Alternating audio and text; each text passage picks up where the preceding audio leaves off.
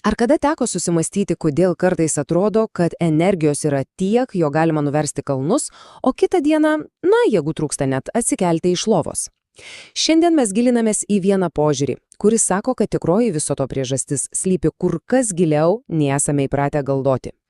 Manau, visi esame tai patyrę. Tiesa, būna mėnesių, kai viskas tiesiog krenta į rankas. Ir darbai, ir santykiai, ir sveikata. O būna, kad vienu metu užgriūva visos įmanomos bėdos. Tai kasgi lėmė šios gyvenimo potvinius ir atoslūgius? Ar tai tik atsitiktinumų virtinė, ar vis dėlto už viso to slepiasi tam tikra sistema, kurią galbūt įmanoma perprasti? Šiandien kaip tik ir pabandysime paieškoti atsakymų.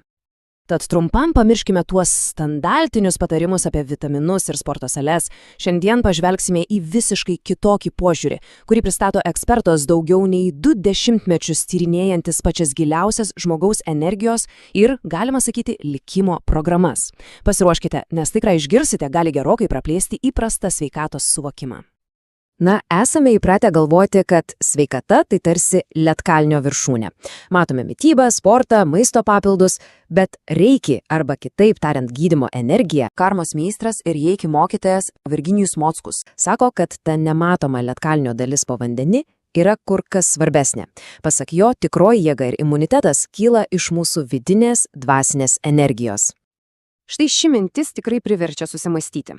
O ką jeigu mūsų sveikata, sėkmė ir net, tarkim, išvaizda yra tiesiogiai susijusios su tomis nematomomis jėgomis? Tai tarsi kvietimas pažvelgti truputį giliau už fizinio kūno ribų ir atsakymų ieškoti ten, kur dažniausiai net nepagalvojame ieškoti. Tai kasgi yra toji vidinė energija. Pasak Virginijos Mockus, tai mūsų karma. Bet palaukit, ne ta karma, apie kurią dažnai girdime kaip apie neišvengiamą lemtį. Įsivaizduokim tai labiau kaip įgimtą gyvenimo programą. Tarsi kompiuterių operacinė sistema, kuri nulėmė, ar turėsime energijos kalnus nuversti, ar jausimės išsekę net ir be jokios aiškios priežasties. Gerai, tai kaip ta gyvenimo programa veikia? Praktiškai. Pasirodo, ji pasireiškia 3 labai aiškiais ciklais. Ir žinot, kas įdomiausia? Atpažinus, kuriame cikle dabar esama, galima įgyti tiesiog neįtikėtiną pranašumą valdant savo gyvenimą. Pažiūrėkime, kokiegi tie ciklai.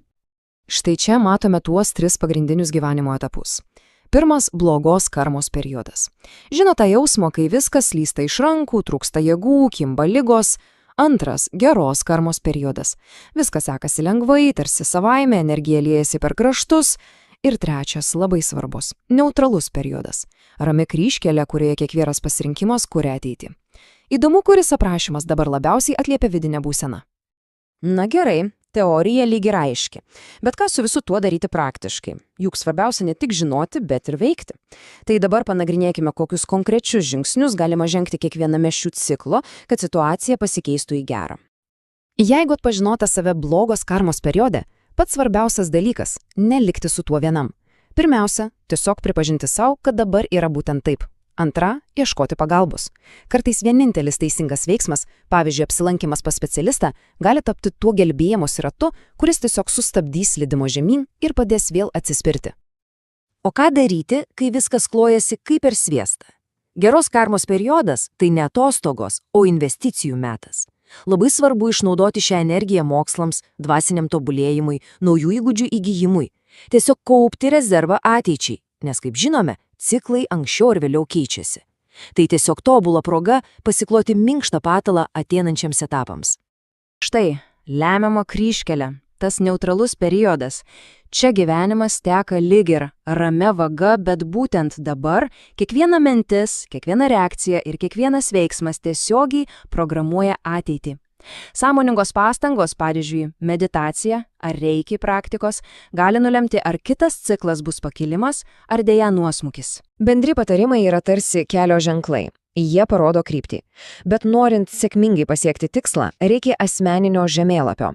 Juk kiekvieno iš mūsų kelias yra visiškai unikalus, todėl ir sprendimai turi būti pritaikyti asmeniškai.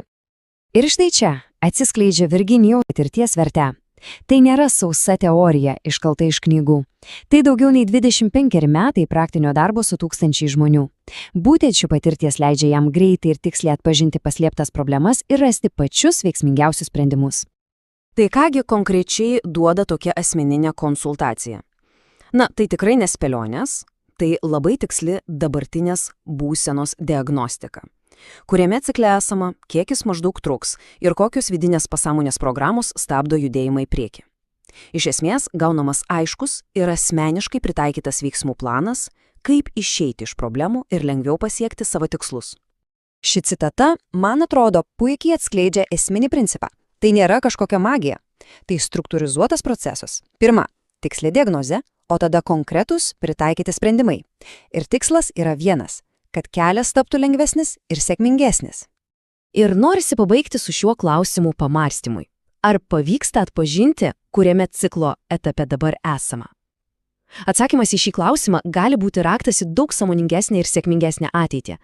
Galbūt kaip tik dabar atėjo laikas nustoti klaidžioti tamsoje ir tiesiog įžiebti šviesą savo kelyje. Sėkmės atrandant!